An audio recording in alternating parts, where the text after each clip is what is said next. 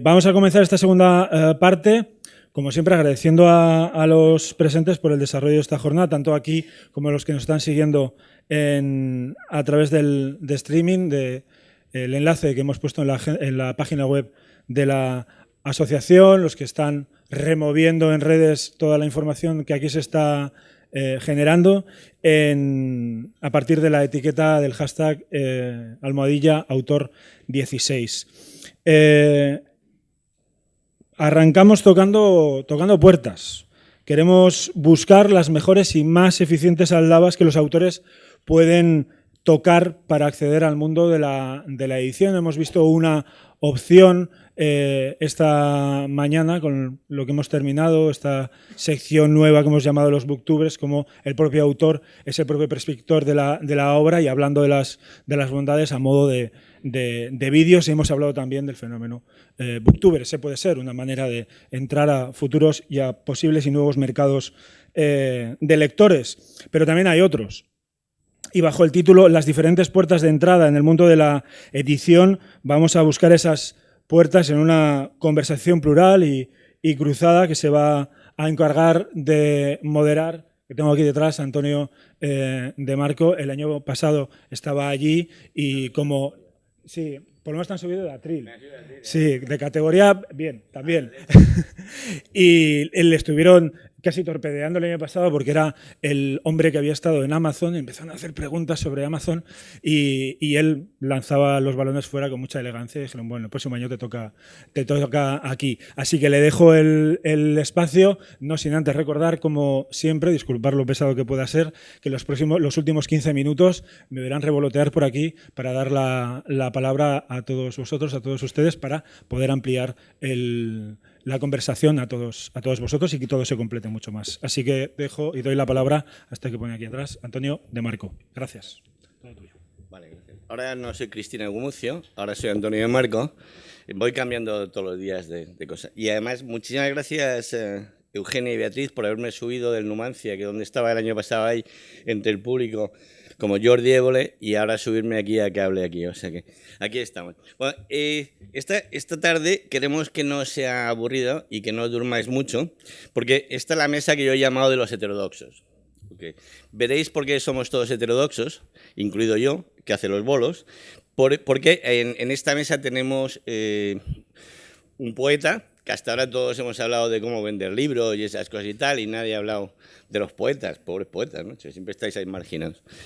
Por otro lado tenemos una agente literaria que es muy amiga mía, que se llama Alicia, y que es bastante heterodoxa. Yo empecé a trabajar con Alicia hace mucho tiempo, porque es pues la veremos ya luego el tema, pero es bastante heterodoxa porque hace muchas cosas con ebooks, tiene un montón de gente que lleva desde bestsellers, desde autores de bestsellers como nuestra amiga Matilda Sensi, hasta publica ella sola en KDP, bueno, hace muchas cosas, ya veremos ahí las preguntas.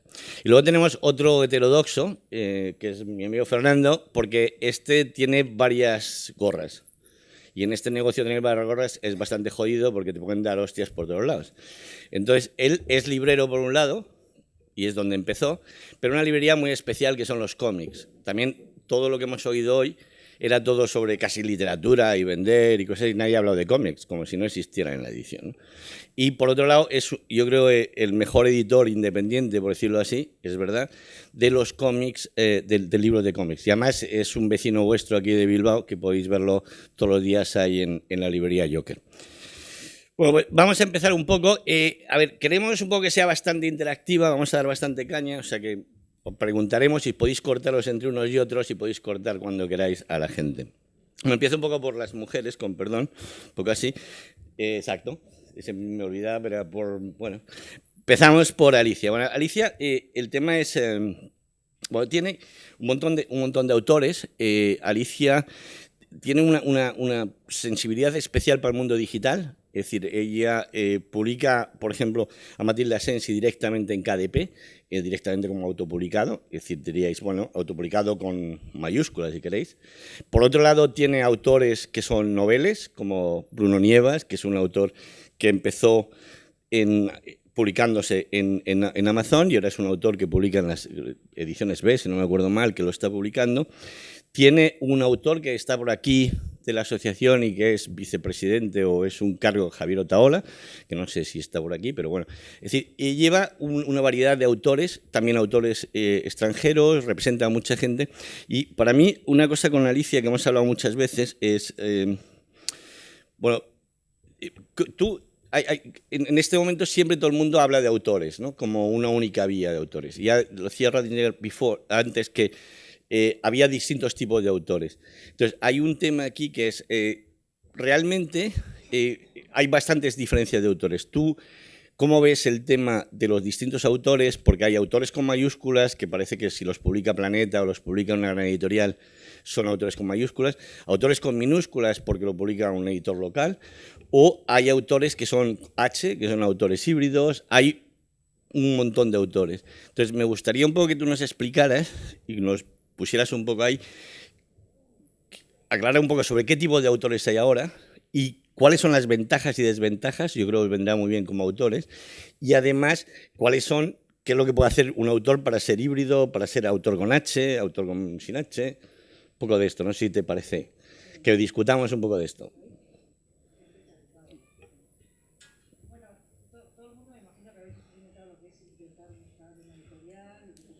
No se oye. No. Ahora, vale. Que todo el mundo habéis intentado llegar a las editoriales y sabéis lo difícil y lo saturado que está el mercado. Como bien han explicado esta mañana, cada vez más las editoriales lo que hacen es poner muchísimo dinero en muy pocos autores, que son los autores que les van bien y además que no solamente es a nivel nacional, sino a nivel internacional. Se ha estrechado muchísimo, es decir, la posibilidad de colocar un autor en una editorial. Entonces, hace como... Cuando empezamos tú y yo... Cuando empezamos tú y yo en la prehistoria. En la prehistoria de esto.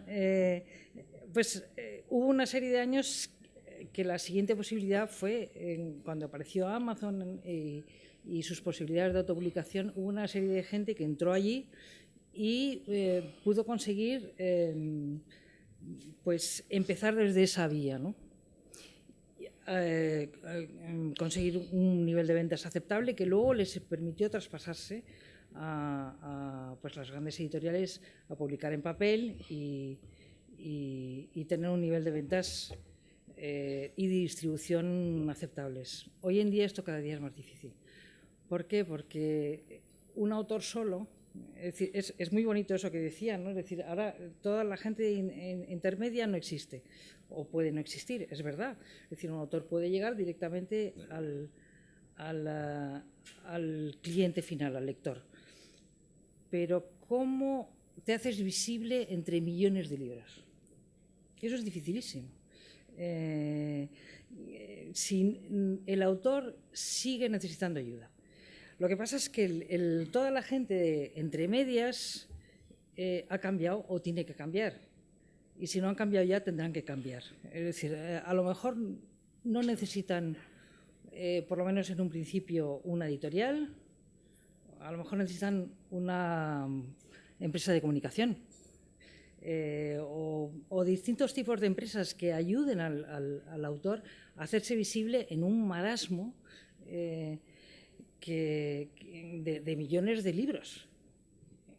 Una vez que te has hecho visible, luego el resto es bastante fácil. Es decir, te puedes volver a lo tradicional, que todavía el papel existe, todavía el papel vende y vende mucho.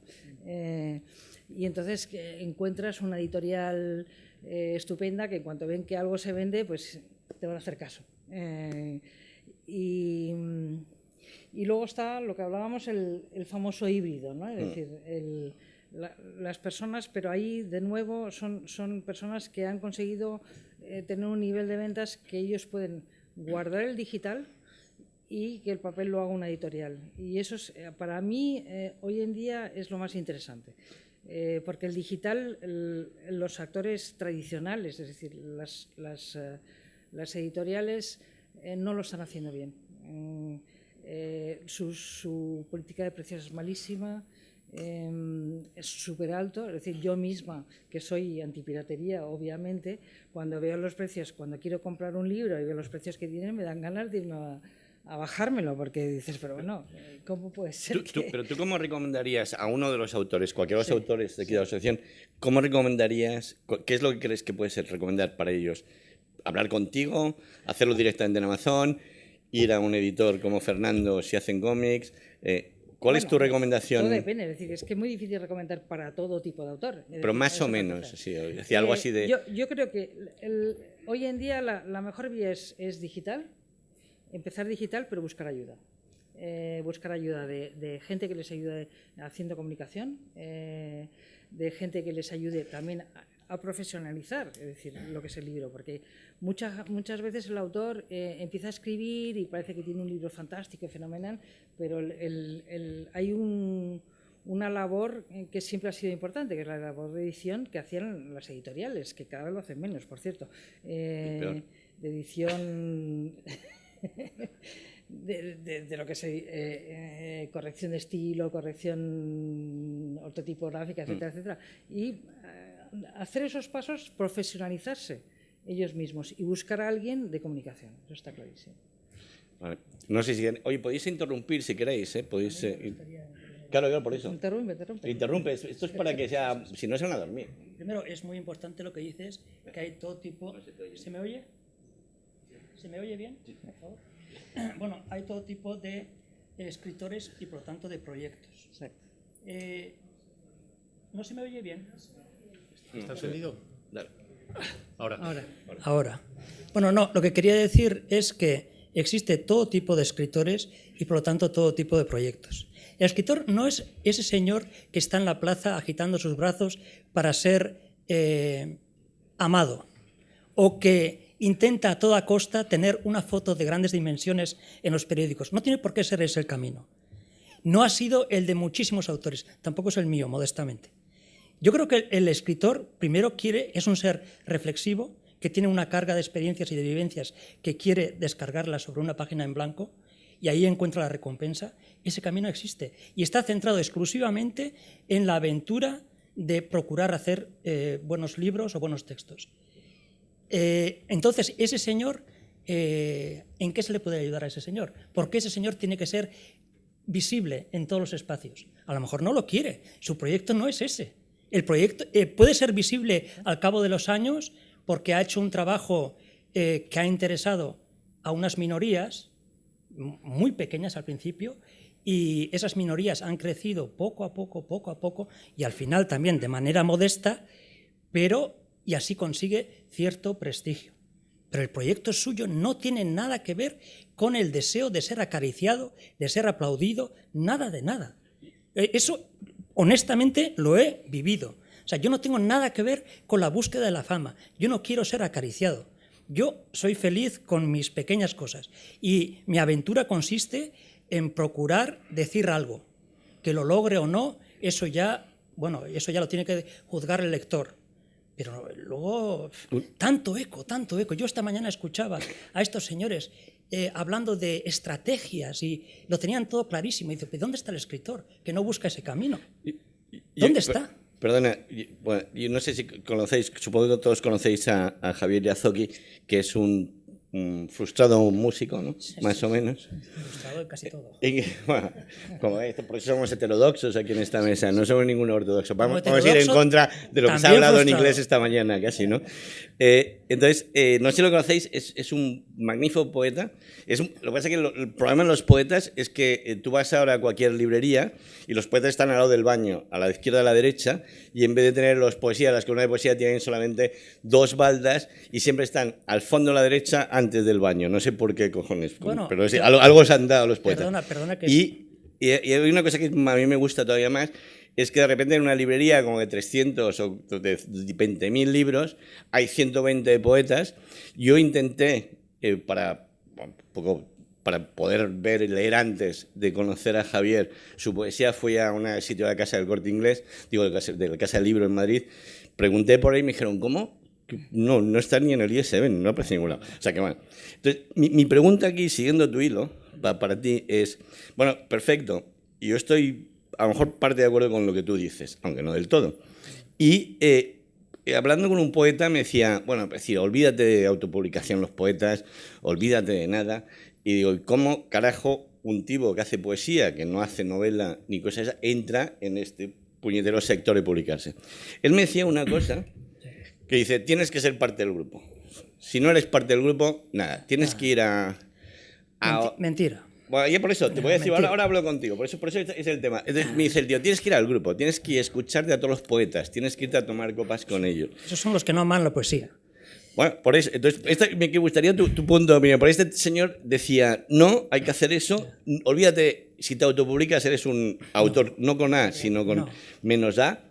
Y además me decía, bueno, los premios, digo, ¿y los premios? Y dice, los premios están todos dados, excepto el de Soria, que yo soy de Soria. Otra mentira. El de honor de Soria, que es de Soria. Digo, joder, me has dado una alegría. ¿Tú cómo lo ves esto? Eso es todo falso. Todo falso, vale. Dime por qué tú crees que es falso, porque este señor Bueno, es un primero, poeta conocido y me decía, bien. es maravilloso, es cojonudo, Sí. así es como hay que hacer las cosas. Lo que tú dices de Internet es una mierda. No, cuidado. No es lo que me decía el poeta. Ya. No, la autoedición ha existido siempre, no es ninguna novedad. Y yo no estoy en contra de ella. Ahora bien, un poeta puede publicar. Yo cogí, creo que el último tren de Hiperión, antes de la crisis. Yo mandé mi libro y no tenía absolutamente ninguna relación con ellos, no los conocía físicamente y me llamaron por teléfono. O sea, y a tú no partir, vas a escuchar poetas. Nada. O sea, que este tío me decía Eso mentira. del grupo es un mito y además es antipoético. O sea, meter toda la energía supuestamente creativa en encontrar una recompensa en el grupo me parece antipoético. Eso de entrada. En cuanto a los premios literarios, yo soy una de las pocas personas, creo, en España que no ha ganado ningún premio literario. Pero yo conozco a la gente que está en los jurados y muchísimas veces son absolutamente honrados. O sea, que eso es otro mito. Este me dijo que el único que era honrado era el Leonor de Soria, que todos los demás estaban dados. No es verdad. Eso no es verdad. Entonces, ¿tú cómo Antonio, simplemente decir que este micro está para vosotros si queréis intervenir durante el... Cortar lo que esto. queráis. Sí, gracias. Lo que sí que es cierto es que yo estoy de acuerdo contigo, que es falso, que no es verdad que todos los premios sean... y no es verdad que sea la única vía, pero sí es verdad que hay determinada gente en poesía que funcionan así. Sí, claro, pero esa es la condición humana. Hay futbolistas que funcionan así, cocineros, público que funciona así. Pero todavía no me has contado, no os has contado a nosotros. Si yo soy poeta y quiero publicar, yo tengo mis poesías de cuando tenía 15 años y hacía poesías de amor a mis jóvenes, adolescentes, y quiero publicar eso, ¿cómo lo hago? Bueno, pues no se te publica.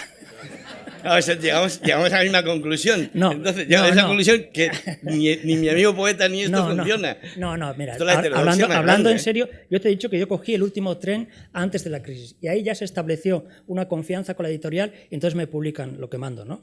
Ahora es una situación de crisis y entonces las editoriales Hiperión, Visor, Renacimiento, Pretextos publican... ¿Y tuyo? Sí, publican si ya has publicado con ellos y eso ha funcionado económicamente bien. Quiero decirte que ¿Va se ha bien vendido... en poesía? Bien. No, se funciona... perdona, es que ganan dinero. Es que o es otra mentira. O sea, es que los editores de poesía ganan dinero.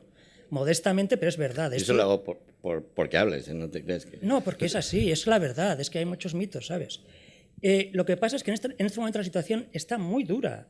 Quiero decirte, o ganas un premio literario que sea honrado, que existen, y así entras en una editorial, o de lo contrario te autopublicas. En este momento la situación es muy dura. ¿Por qué?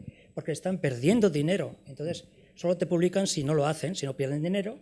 Y Francisco, ¿tú no consideras la autoedición?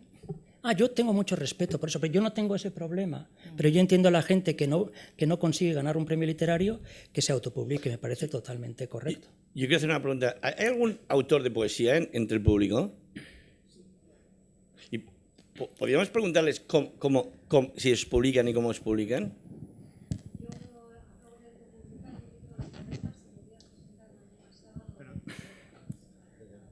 Pero en digital... Perdona, es que no... Perdona. ¿En digital o en papel? ¿En digital, A ver, papel o todo? En papel. Lo he autopublicado en papel y con- voy a hacer la presentación junto con otras dos poetas que también son autopublicados. Pero autopublicados, ¿te lo has hecho tú? ¿Te has hecho la Yo me he impresión? ¿Te has hecho abs- todo? ¿Has pagado tú todo? Yo me Vale. he hecho absolutamente todo. bien, Lo he bravo. maquetado incluso la portada, absolutamente Bravo. todo. La ilustración es de una ilustradora muy joven, que es la misma ilustradora que me ha hecho Que era lo muy del buen libro libro. de antes. Y bueno, y son poesías, como decías tú, de una época antigua hasta el año pasado. He hecho una selección y lo he autopublicado. Y en principio no he hecho ni siquiera la presentación y ya estoy vendiendo porque la gente me lo pide. ¿Algún otro poeta por ahí en la sala? ¿O poeta o poetisa, perdón? Ah, bueno, claro. Santiago. Se me olvidaba. Perdona, Santiago. Bueno, yo estoy con este hombre. Yo cogí el tren también antes de la crisis y pude publicar 3 libros. No creo en los premios de poesía. Absolutamente me niego. En ninguno. Bueno, Es que ese es el problema. casi ninguno.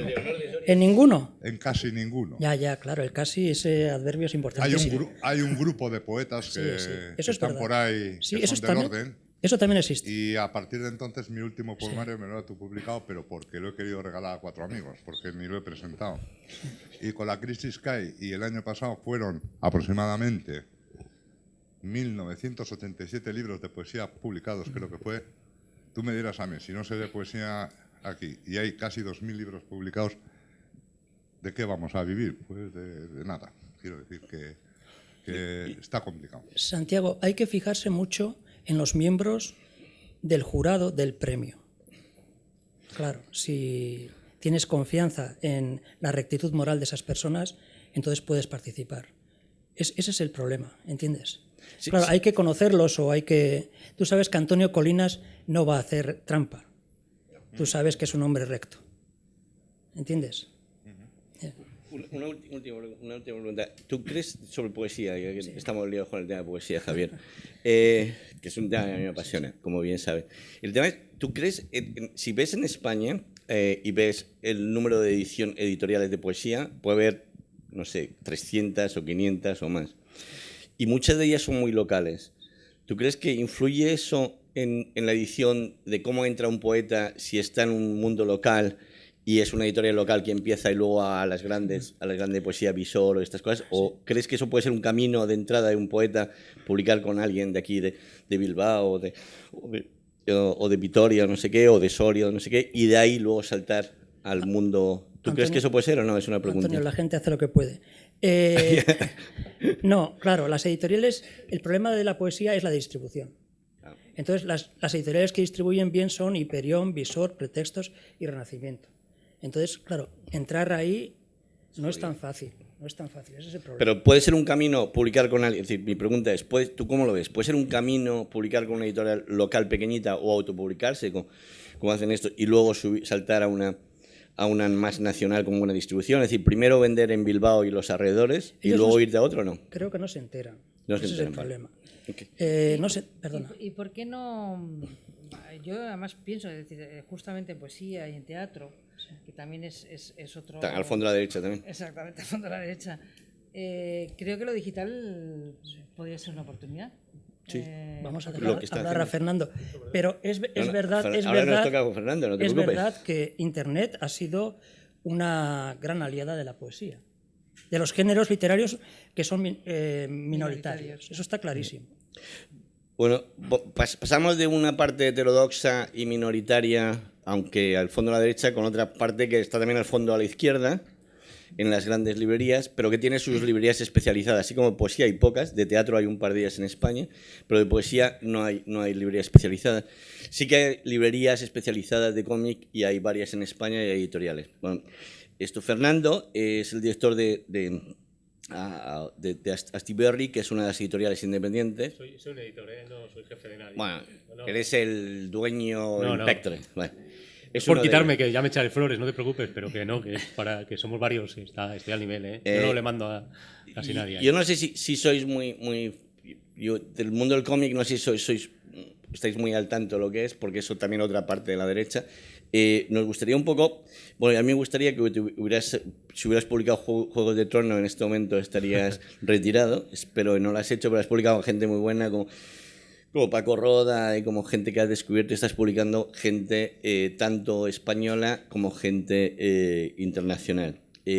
Uno de los temas aquí es, realmente muchos de los editores ahora están peleándose en abrir, y si ves la prensa, hay mucha gente que está diciendo, los editores van a abrir tiendas inmediatamente y cada editor va a tener su tienda y cada cosa va a hacer eso. Tú que tienes las dos manos, como, sí. Es decir, ¿cómo ves eso de ser editor, tener además una librería en un tema que es una ciudad que no es Madrid ni Barcelona, en un sitio que es también del fondo de la derecha, que es cómics, etcétera? ¿Cómo ves tú todo muchas esto? Cosas, ¿eh? Bueno, ya sí, para empezar. Empieza por el principio. Montar una librería de una editorial no me parece, o sea, puede ser para conseguir un titular, puede tener una finalidad, el concepto de librería efímera, pero si no, no lo veo demasiado. Una potencia de una librería tiene que ser la bibliodiversidad.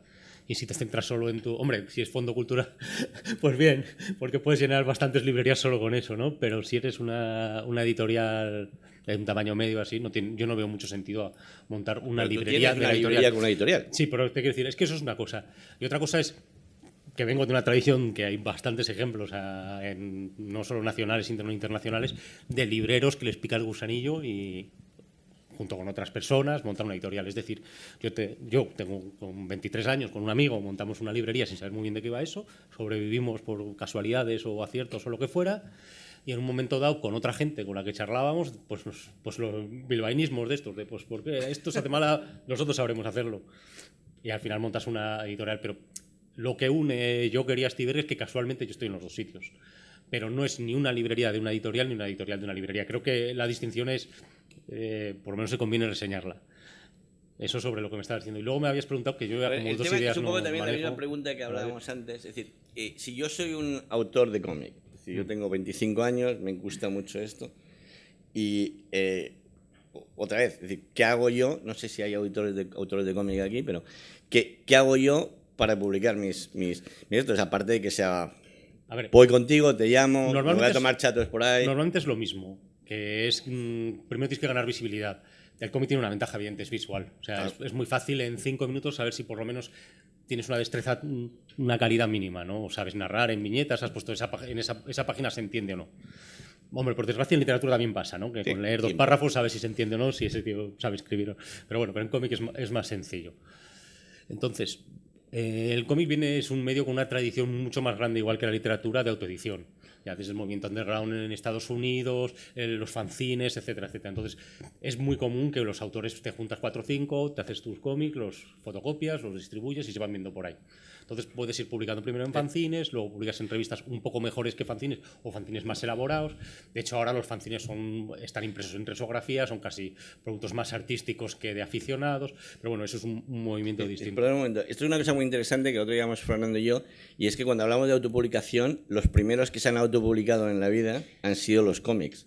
Bueno, me lo contabas tú, que hay ejemplos en todos los campos, pero sí que ha sido dentro del cómic una vena muy importante, sobre todo a partir del movimiento underground, que fueron las primeras reivindicaciones autorales dentro del tú contabas lo medio de como el cómic. Tú contabas lo de Group yéndose... Robert Crumb, quizá ahora el autor vivo más importante, hay fotos de él con el carrito del supermercado lleno de su fanzine, que lo había hecho, iba por ahí a venderlo a los hippies y en las tiendas donde vendían María, o sea... un porro y un... Claro, sí, o sea, que esa tradición existe. Entonces, ¿pero qué tiene que hacer un autor? Tiene que hacer lo mismo que en todo. Tienes que interesar a un editor. Por ejemplo, lo que decíais antes, poesía. Igual editar en una editorial provincial, igual no te acerca a visor. Pero si ese libro es un libro de poesía excepcional, el problema es ser excepcional, ¿no? El problema es la calidad. Claro, final, es que el problema igual es la calidad. Pero si es tan excepcional...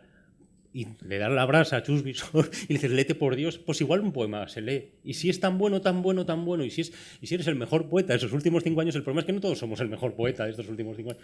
Pero yo creo que para los grandes, para la mayor calidad, insistencia y publicando, yo creo que sí que permite. El problema es, ¿tú qué es lo que quieres? Publicar es muy sencillo. Ahora mismo de aquí no hay nadie que no pueda publicar. Unos mínimos ahorros, te autoeditas, lo que ha hecho. Y además, no es que me parezca lícito, es que me parece perfecto. Me parece que es un camino muy válido. puedes distribuirlo eso en un circuito pequeño, puedes hacer marketing y moverlo en un circuito un poco más grande, puede que eso llegue a interesar a una editorial. El problema es que yo creo que ahora estamos todos viviendo en un mundo, en el mercado que se parece, en un mundo que estamos muy influenciados casi por el deporte, ¿no? Que se trata de tenemos que llegar aquí. ¿Tú qué quieres hacer? ¿Publicar un libro? Publica un libro, ¿dónde está el problema? Lo que quieres que te saquen en el país, pues igual no te van a sacar en el país, no te preocupes. Nosotros, por ejemplo, en la editorial, al principio cuando dices, publicábamos autores extranjeros y nacionales. Nosotros empezamos publicando autores extranjeros y no nacionales porque no nos conocía nadie. Y un autor español dice, a ver quién eres tú. En cambio, el extranjero, tú mandabas a un mail de un señor que no conocías nada, de una editorial extranjera, pidiéndole unos derechos, te decía lo que costaba y si le hacías una transferencia podías publicar a un extranjero. O sea, era mucho más sencillo publicar a un extranjero que a un nacional. Luego empiezas a publicar autores nacionales, empiezas a ver quién te puede gustar y evidentemente la puerta es pequeña y cuanto más tiempo llevas, más pequeña es. Nosotros, por ejemplo, y luego te lo roban. ¿Eh? Y luego las grandes te los quieren robar, ¿no? Bueno, por suerte te lo pueden robar. Peor era antes cuando no podían robarte porque había contratos esclavistas. O sea, yo creo que nos hemos ganado. O sea, que hagan ofertas a autores que trabajan con nosotros es un halago. Y si alguno se va, pues está en su derecho. Oye, yo no he hecho ese autor. El autor si tiene talento lo tiene él. Yo a muy pocos autores, bueno, a muy pocos, que es una forma de hablar, a ningún autor le he hecho yo que sea bueno o que no sea bueno. Entonces, si se va, pues se va. Si se quedan, que se quedan, será porque nosotros estamos haciendo muy bien o regular nuestro trabajo. Una pregunta, ¿hay algún autor de cómic aquí? Bueno, lo hablo generalizando a partir de ahora entonces, ¿vale? Para que os sirva también. O de manga, o de manga también puede ser. ¿No hay ningún autor de manga? No tiene ningún cliente pero esto sirve para todo. No tiene ningún cliente aquí, lo siento. Va, están en la librería, los míos están en la librería. Pero compráis, ¿no? Pero, Claro. sí, ilustrado que sirve, sí. Si sirve, aunque no sea un cómic, si vale el relato ilustrado. ¿Trabajas también con relatos ilustrados? No. Pues entonces no Ya lo sirve. siento. Entonces, estás todavía más a la derecha, más al fondo de la derecha, lo siento. No, están mejor Estás- colocados, están mejor colocados que el cómic. Estás ya después del manga, estás al final, después... No me preocupa porque yo me muevo, entonces no me preocupa, ¿entiendes? Yo ¿Tú me te muevo. autopublicas? ¿Te autopublicas o no? No, yo no. Yo ¿Te publican? no, que va, no. Yo estoy en un escalafón mucho más inferior, ¿no? Yo he venido de Tarragona. No. Bueno, me sabe mal confesarlo porque no quisiera incomodar a nadie. He venido de Tarragona porque bueno, tenía un trabajo común con un compañero de aquí de Bilbao y aparte de que me interesaba la temática. No he podido venir esta mañana porque por motivos personales nada, he tenido que coger el tren y he llegado a las 2. No te has perdido nada, no te preocupes. He venido porque tenía la intención de poder hablar mínimamente con una de las personas que estaba aquí. No sé si lo conseguiré, pero mi intención era hablar... Porque bueno, pues yo he escrito alguna cosa que no he editado porque soy totalmente novel y desconocido, entonces no puedo decir que tenga nada editado. Tengo un trabajo hecho y acabo de realizar. Tengo un trabajo hecho en una novela que he tardado 10 años, he estado 10 años ocupado en ella porque tengo una vida... Esto había una presentación antes, esto llega un poco tarde. Había un booktuber antes de presentación para los temas, pero bueno... Bueno, entonces, esto ha llegado tarde, ya no puedes presentar tu novela ahora. Y en estos meses he hecho un trabajo que tenía medio olvidado y lo he hecho junto con él, que es ilustrador. Estamos intentando hacer un relato ilustrado y yo ofrecía el texto y mi compañero ofrecía las ilustraciones. Por eso le he hecho la pregunta a Fernando. Muchas gracias. Bueno, volviendo un poco a la mesa, ya que... no me mates, Javier, Yo no te mato. lo que voy a preguntar, pues seguro que me vas a matar. A ver, ahora hay un tema que es... el tema de la creación de los bestsellers. Es decir, ya lo sé que, volviendo un poco a lo que tú decías, Fernando, todo el mundo ahora piensa que tienes que ser Cristiano Ronaldo y que tienes que ser el número uno. Los americanos en esto nos han invadido, hay todos datos por todos lados, estadísticas, solo los primeros son los que ganan, los demás somos perdedores, etcétera, etcétera. Esta mesa heterodoxo es perdedora. Todo el tema, es decir, todos son perdedores excepto los que venden bien y lo hacen bien y son los números uno. ¿Vosotros creéis que en los tanto como agente, como poeta, como cómics, ¿se puede crear un bestseller? Es decir, ¿vosotros creéis que todos estos datos, todo este mundo que hay en este momento que ahora nos están vendiendo, sobre todo los americanos, con todo respeto, diciendo los editores tienen que tener Big Data, hay que tener datos por todos lados, la intuición de la gente no sirve para nada, lo que hay que hacer es basarse en eso y con eso... será rico, feliz, millonario y un autor de éxito. ¿Cómo lo veis vosotros esto? Empecemos con Fernando, que es el que menos le hemos dejado hablar. Bueno, Perdido, para Alicia. Está claro que como no solamente en el mundo del libro, es decir, como en todo en la vida, es decir, todo el marketing sí influye. Y sí se puede hacer un bestseller. Pero yo creo que no se puede hacer un long seller. Porque también digamos, la literatura de entretenimiento o la literatura de género tiene que estar bien hecha. Y tiene que ser... tiene que estar bien escrita, bien hecha, bien estructurada, porque los lectores idiotas no son, ¿no? Es decir, a lo mejor pueden seguir una moda determinada y a lo mejor un libro hasta dos, pero sí habéis visto mucha gente que ha estado arriba y que de repente no existen, y muy pocos que se mantienen en el tiempo. Y yo pienso que esos son los que hay que mirar. Es decir, que aunque sean... Es decir, yo siempre digo que esa especie como de visión como despectiva al bestseller tampoco es buena. Es decir, porque hay bestsellers muy bien escritos. ¿Tú entonces diferencias entre lo que es bestseller por un lado y por otro lado lo que es un long seller o un libro que queda ahí en la memoria? ¿Tú qué crees, Fernando? No, eso es evidente. Un bestseller tiene un pico muy claro y un longseller el pico es más bajo y mantiene en tiempo. Yo los grandes clásicos contemporáneos del cómic, yo en la librería sé que todos los años vendo 100, 200, 300, la cifra que sea, El pero fondo, sé que el fondo de la librería. De una novedad puedes vender más ese año, pero no sabes dentro de 2 o 3 años. Lo que pasa es que la pregunta de ¿se pueden construir bestsellers? ¿Se puede construir? La respuesta es que no existe otra respuesta más que la de sí, en el sentido que hay bestsellers. O sea, se puede construir... pero basados en datos... No, es que esa es otra pregunta. La pregunta es, ¿se puede construir ex nihilo? Es como un Frankenstein que dice, cojo un famoso youtuber, le doy un tema que se lleva ahora, Pergamino, no, Pergamino ya pasó, bueno, el género que se lleve ahora, lo junto, remuevo... No, sí, se puede intentar, existe la fórmula, existen las reglas, existen los profesionales, pero luego eso a veces funciona y a veces no. Aquí se han intentado vender cosas que van a ser pelotazos y dices cri, cri, cri, cri, y luego oyes ahí los grillos porque no se ha vendido.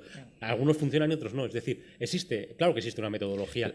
Y para libros buenos también, o ¿te crees que yo no intento vender los míos? Y yo creo que son buenos. No, pero o sea, el tema es... todos los libros tienen un marketing, todos los libros tienen un target, todos los libros tienen... Porque es que si no hay alguien que no está haciendo su trabajo. Eso existe, evidentemente todos quieren vender. Yo quiero vender más de todo lo que he vendido. De los que más he vendido quería vender más y de los que menos he vendido quería vender más.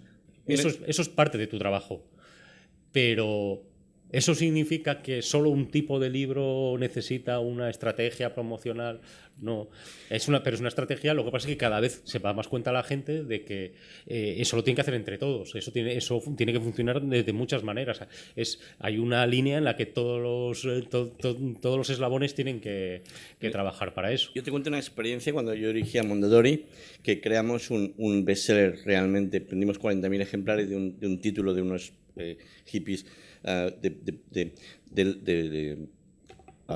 Roma, y haciendo carteles en la casa y pegando carteles en la calle, etcétera. Y lo creamos con marketing. Lo que pasa es que ahora mi pregunta es, ahora no es solo que hagas marketing, lo que la gente está un poco proponiendo, algunos editores y algunas editoriales importantes y significativas, y mucho gurú, de esto de la mezcla entre edición y tecnología, es que si yo cojo datos suficientes de lectores, análisis de mis palabras de los libros, si yo hago este análisis, y por cierto hay gente por aquí que hace esas cosas, de repente si yo hago todo eso, puedo decirte, y de hecho sale un libro en octubre en Estados Unidos que se llama Cómo crear a bestsellers o alguna cosa así, si yo hago todo eso, yo no necesito un editor, una editora con el oficio de editar, y voy a vender. Y esto te lo están vendiendo ahora, y de hecho hay un libro que sale en un mes que va a hacer eso. Pero es que el que hace eso yo creo que es el editor.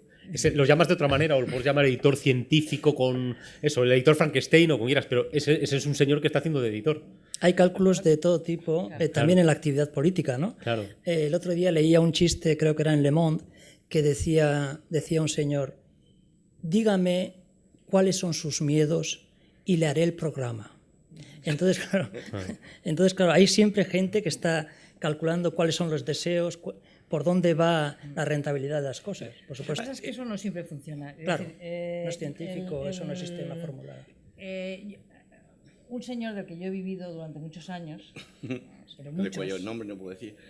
bueno, Nombre puedo decir. puedo decirlo, pero vamos, que es un autor, no ha tenido ni un solo reseña en ningún sitio. Si yo os digo quién es el nombre ahora, posiblemente muchos no conoceréis. De uno solo de sus libros vende todos los años desde hace 12, 80 a 90.000 ejemplares. ¿En español? En español. ¿Y en España? En España. En España y Latinoamérica. Sobre todo en Argentina, hay que decir. En Argentina llega y es como si fuera, pues yo qué sé, los Rolling Stones o algo así, es decir, porque le adoran.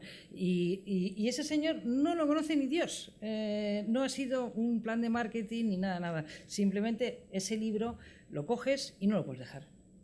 Ese es el tema. Es un thriller de verdad. Es un thriller que lo coges y hasta que lo terminas, pues no puedes parar. Y cuando un libro está bien hecho, pues se nota. John, ¿cuál es el nombre? El psicoanalista. El título es el psicoanalista. El título es el psicoanalista de... bueno, entonces, ¿creéis que no se pueden hacer en los cómics tampoco? ¿No creéis que se puede hacer un libro si yo pregunto aquí a la gente que lo que quiere? Por ejemplo, hay un tema interesante que ha surgido. Si veis ahora, lo hablamos con alguien ahora, en este momento creo que editoriales de romántica en España debe haber, no sé, si no me exagero, como unas 100 o 200 editoriales de novelas románticas, como mínimo. Porque todo el mundo piensa que ha dado con la fórmula de que si haces una novela romántica que tiene cierto erotismo y cierto sexo, pues entonces vas a vender. Y se ha creado. ¿Vosotros qué creéis que estas modas son tanto en cada uno en vuestras áreas, no en la novela solo? Yo lo de la romántica es lo que he aprendido, pero en la poesía, en el cómic y tal, ¿creéis que esto puede ser, estas modas pasan y vienen y de repente surge que hay que escribir no sé, de una manera la poesía o hay que escribir poesía, por ejemplo, sin comas, como hay algunos poetas que no ponen ninguna puntuación porque es la moda? Bueno, ahora hay un fenómeno en España muy curioso en poesía, y es que algunos cantautores y algunos chicos de 20 años que hacen la poesía que ellos consideran pues la que tienen que hacer, funcionan comercialmente de manera maravillosa. Publican en una editorial que se llama Frida y aparecen siempre en los primeros lugares de los libros más vendidos de poesía en España, los 10 primeros. Y muchos poetas se rasgan las vestiduras y dicen que es una poesía pésima y no sé qué, no sé cuántos. Bueno, dejemos en paz a la gente. La gente está buscando emoción, está buscando belleza a su manera, cada uno a su manera. Entonces quizá esas personas luego pasen a otro tipo de poesía. Y si no pasan, ¿qué? O sea, yo no tengo nada en contra de todo eso. No es mi concepción de la poesía, pero yo no estoy en contra de alguien que busque placer, que busque la poesía, aunque sea equivocadamente, a mi juicio. ¿Y quién soy yo? No soy ninguna divinidad. Entonces la gente está buscando poesía. El problema es que los poetas muchas veces se han refugiado en una forma de expresión esotérica o para iniciados, con una estética que corresponde más a la historia de la literatura y no hay una voz personal, y eso ha hecho que los lectores hayan huido. Pero no han huido de la poesía, están buscando la poesía en la canción, en otro tipo de actividades, en este tipo de palabras de los jóvenes, que aunque sean unas palabras quizá torpes, la gente busca poesía. Entonces tú no puedes blasfemar contra esa gente. Pero volviendo al marketing, por ejemplo, Fridas, que es una editorial de poesía que es nueva, etcétera, si ves las portadas, son lo más moderno. Es decir, si ves la portada de Vitruvio, que son negras con el título y el autor, y estas son unas portadas que son diseñadas casi para el siglo XXII. Es decir, es color, los títulos son sexo y no sé qué, es decir, son poetas que se venden muy bien. Es decir, bien, pero entramos en la parte inicial de la venta. Menos me importa a mí la calidad de esos textos. Digo sobre por la venta, no la calidad. Menos me importa la calidad de esos textos que el hecho emocionante de que la gente busque poesía. Aunque no sepa dónde está en este momento la poesía. No, yo también decía, es decir, el tema de la poesía es que hoy en día mucha gente joven la tiene muy asociada a la música y busca la poesía ahí. Es decir, no tiene más que ver, es decir, que el premio que le dieron a Bob Dylan, por ejemplo. Que, o como Aute vende, o digo Aute no, como Sabine vende. Y Leonard Cohen, que sabe Cohen. escribir. Sí. Leonard Cohen es un fenómeno, perdonad, que intervenga quizá demasiado ya, luego me callo. No, tranquilo. No, Si entre tú y yo Leonard Cohen- podemos estar un par de horas más. Leonard Cohen a mí me emociona personalmente porque él empezó siendo exclusivamente escritor. Él cogió la guitarra muy tarde porque precisamente quería una mayor difusión. Y cantar no canta muy bien. No cantaba gran cosa. Bueno, entonces él quería una mayor difusión de sus palabras que eran estrictamente literarias. Y por eso recurrió a la guitarra. Pero es un fenómeno muy curioso. Él tiene una forma de escritura, una forma de expresar la poesía cuando se trata de un libro, y luego para que la poesía no desaparezca, sabe trasladarla con otro lenguaje a la canción. O sea, la escritura es completamente diferente para salvar la poesía. O sea, en los dos espacios hay poesía, pero expresada de manera muy diferente. Y eso es de un conocimiento. Eso yo me quito todos los sombreros que tengo y que no tengo. Una cosa, Fernando, ya que no te dejamos hablar mucho. Ahora le vamos a dejar todo el rato. No sé por qué, no te dejamos. Vale, hay un tema con los cómics. Siempre todo el mundo hemos pensado que los cómics es un tema de frikis, ¿no? Es decir, que los... Todos igual no, ¿eh? O sea, Bueno, igual la gran mayoría, te lo acepto. Sí, no es broma. Algunos de los que nos dedicamos al mundo editorial, en general. Es decir, no... Sí. Bueno, ahora ya los que digan el mundo editorial menos todas las grandes editoriales que están editando cómics de repente. Por ahí va el tema, Es decir, hay dos temas que me gustaría. Uno es decir, si el tema de las redes, todo el tema de las redes, del tema social, porque mucha gente, todas las redes sociales en el cómic están muy unidas al dibujo, a las redes, a los grupos, a todo este tema, al friquismo, aunque realmente no sea, y cómo eso ha influido mucho todo el tema de Internet, de la venta digital, en cómo vosotros desarrolláis vuestro trabajo y en cómo traéis clientes y cómo vendéis y cómo traéis autores, etcétera, o no, o sigue siendo un poco más. No creo que sea excesivo el papel de las redes sociales con respecto a otros medios. Sí es en el sentido de que hay un perfil de lector joven que está muy habituado y que funciona en redes sociales, pero yo veo hablar mucho de cómic en redes sociales, pero veo hablar mucho de música en redes sociales, Sí, veo pareció la música, hablar exacto. mucho de cine en redes sociales, o sea, veo más booktubers que comictubers, o sea que, bueno, yo creo que no puede ser un poco mayor, pero no creo que sea una cosa excesiva, vamos. ¿No hay comic tours? ¿No hay ningún comic tour? Sí, pero han empezado incluso más tarde, ¿eh? Yo creo que ha sido un poco como reflejo de los booktubers, lo más que he visto yo, por lo menos en castellano. ¿Y por qué ahora las grandes editoriales? Bueno, el fenómeno, por ejemplo, de cómics en España es relativamente pequeño y relativamente nuevo. En Francia es casi el 20% del mercado, Claro. es decir, que es inmenso. Sí, pero eso es que es un lugar común demasiado habitual. A ver, hay 3 industrias editoriales de cómic, que son la norteamericana, la franco-belga y la japonesa.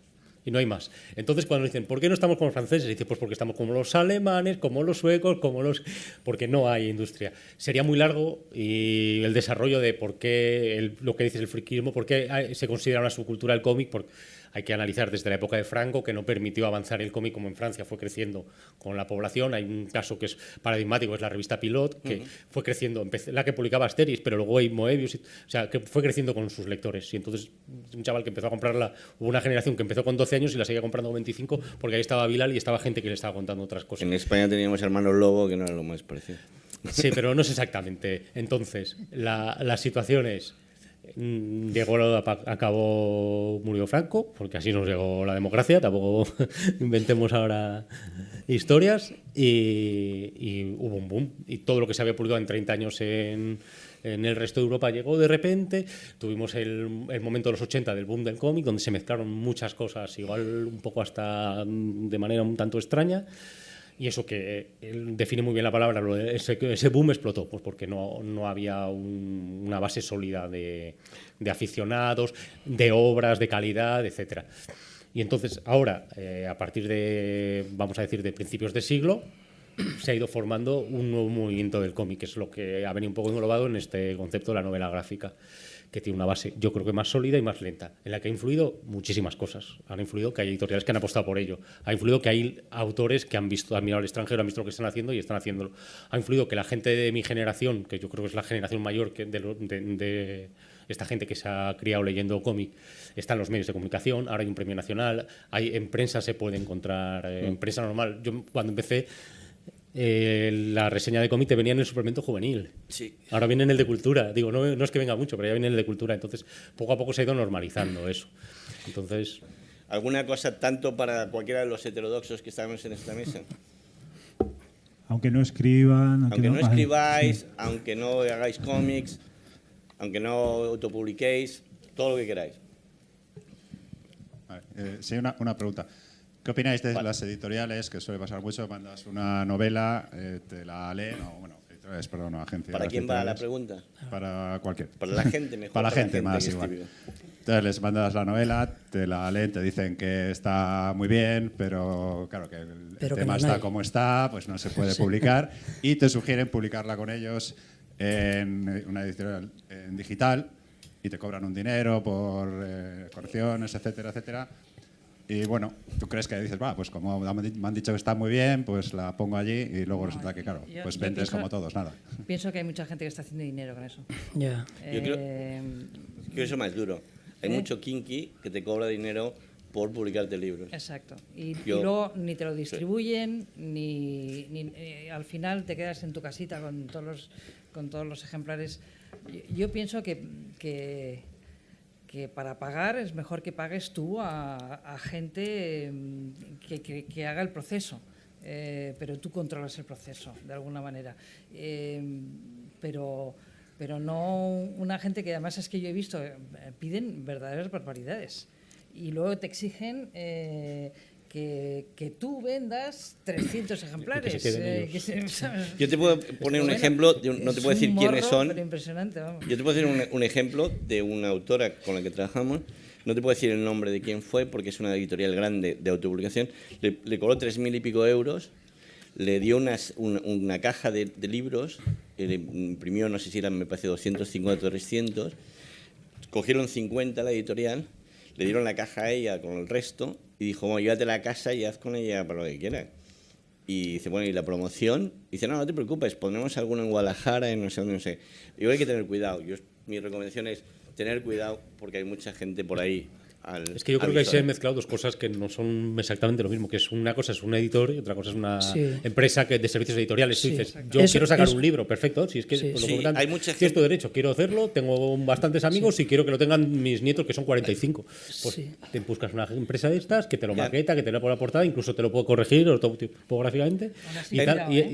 Pero te quiero decir, que tengas muy claro qué es lo que pagas y qué es lo que hacen. En inglés se llamaba antes la autopublicación, hace muchos años se llamaba Vanity Press, que era, es decir, los libros que hacíamos cuando el abuelo cumplía 80 años.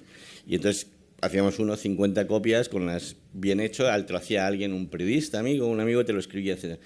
Y yo creo que eso es una cosa, es decir, si tú quieres hacer un libro para el 80 cumpleaños del padre está bien, o del abuelo, pero es decir, si quieres tú entrar en el mundo editorial y tal, tienes que, yo creo que la vía mejor, por lo menos porque estoy con Alicia, es asesorarte con gente que te asesora, pero nunca perder el control, no darle el control de tu libro a otra gente, tener el control. Yo creo que eso es así, que es exacto todo lo que decís, pero precisamente yo quería, como he escuchado esta mañana así unas cosas con las que no estaba de acuerdo, quería decir algo.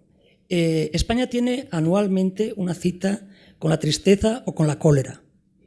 Todos los años se publica la lista de las 100 o 200 editoriales principales del mundo y ninguna es española. Pues yo pienso que las grandes universidades españolas han sido las editoriales.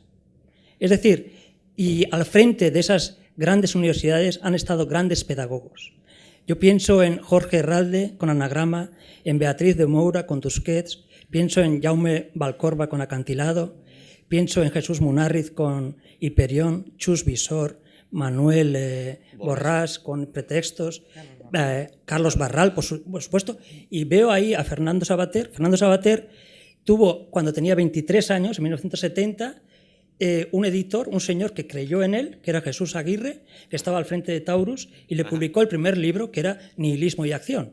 Es decir, esas personas han sido nuestros grandes pedagogos y esas editoriales han sido las grandes universidades españolas. Y eso, aunque cambie el tiempo, venga un periodo completamente diferente, porque existe la irrupción de Internet, que traza una frontera con niebla y excitación y no sabemos a dónde vamos, por lo menos hay que reconocer ese trabajo. No, yo creo que es reconocido. Es decir, yo creo que todos nosotros que nos dedicamos a los libros desde hace más de 30 años, hemos, no solo de los que dices, hemos estado con Pancho Pérez González, con un montón de gente que no son los literarios, que también hay una gente que ha sido muy interesante en el mundo de los libros, que son los que han ido creando el sector para que la gente literaria pueda ir a hacerlo. Entonces, y yo, por ejemplo, Pancho es una de las gentes que son gente que ha estado que hemos aprendido a lo que sabemos el oficio, porque esto es un oficio. Es decir, yo creo el gran problema al final es que, y no sé si estaréis de acuerdo conmigo, el editor, es decir, esto es un oficio que se aprende día a día. Es decir, nadie sale de la universidad y dice, ahora eres editor y ahora y ahora te pones a editar. Es decir, lo aprendes poco a poco, revisando, mirando. Es decir, y la picaresca y las malas artes han existido siempre. Sí. Es decir, aquí ha nacido Ramiro Pinilla. Ramiro Pinilla, a principios de los años 70, cuando ya había ganado en el 60 el Nadal y era un hombre prestigioso, tuvo que abandonar todas esas editoriales porque se sintió estafado. Firmó contratos leoninos, etc. Entonces, decidió la autopublicación, creó Libro Pueblo con José Javier Rafa Bilbao, etc. O sea que la picaresca siempre ha existido y el gran pedagogo, la gran universidad española también han existido. Y bueno, las dos cosas. Pero, Francisco, a ver, dime. Ese mundo pasó. Sí, claro. Y se está solapando con otro para mí. Vale. Claro. Bien. Lo siento, No, yo creo que... En fin, es que es interesante, pero... Muchas gracias a todos. Pero sí, tenemos que ir ya cerrando esta primera mesa. Muchísimas gracias a Francisco Javier Irazoqui, a Alicia González Sterling y a Fernando Tarancón.